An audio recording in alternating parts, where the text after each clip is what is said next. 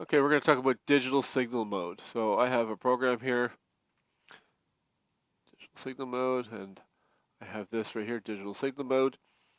I'm looking at input 1, and there's a max position of 40 and a velocity of 5 millimeters per second.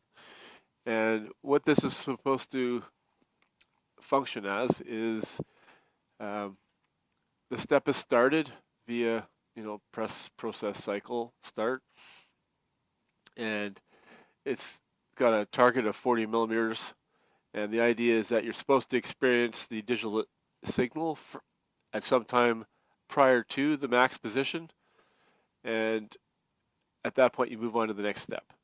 If the input signal is never seen or observed, or never turned on, then the step should become terminated, and you'll get a not okay signal.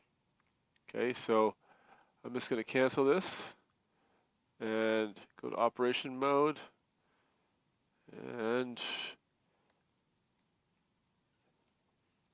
okay, so press is started.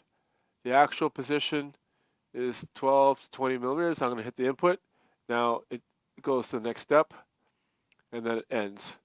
I'm going to turn it on again, so you can see the function block here, and the input is seen, and we get a result okay. Turn the start bit off. See how we have a result okay here, and this operation is not in operation anymore.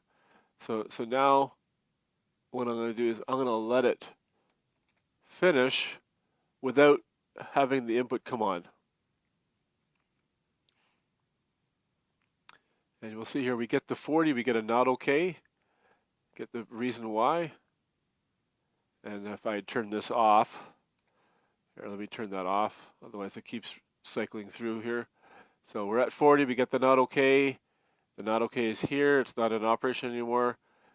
Okay, and that's the situation. At this point, you can either abort, or if you cycle the press again, it will go to the next step and then finish it off.